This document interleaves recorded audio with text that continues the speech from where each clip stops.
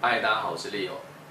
我想跟大家分享一下关于整个门课3000我们的核心课程所设计的架构内容到底在做些什么。在我自己的求学的过程里面，我很清楚一件事情：如果我学习只是为了考试，那么通常考完试就忘记。我想大家都是在这个体制下来的。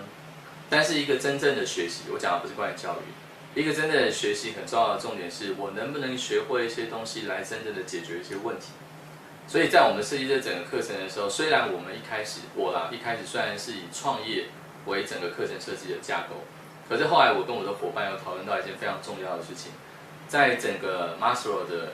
5需求的理论中，最上面的那一层，就是所有的人最后最终极会要追求的，就是关于自我实现。在这个自我实现的过程当中，它不会非常的简单，我们一定会遇到很多的挑战。也许有一部分的自我实现是创业。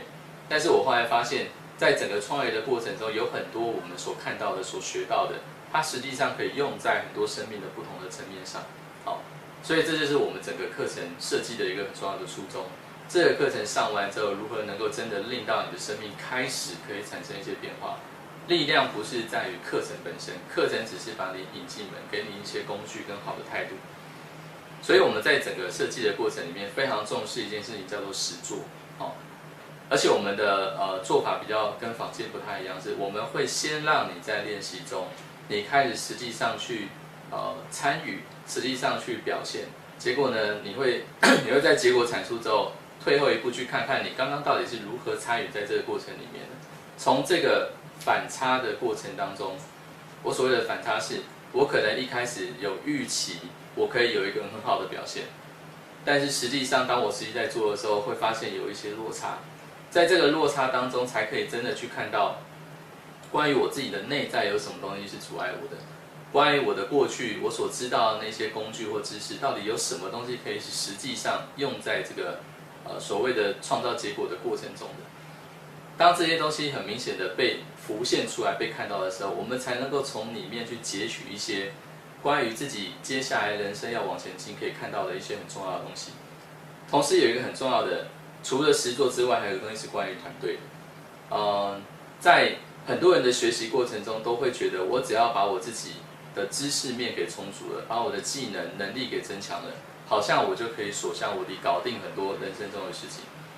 但是在我协助很多创业家在创业这个过程中，包括我自己也是，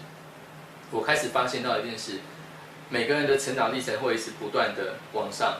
从我们一开始的目标，我可能只需要吃饱。我可能只是要去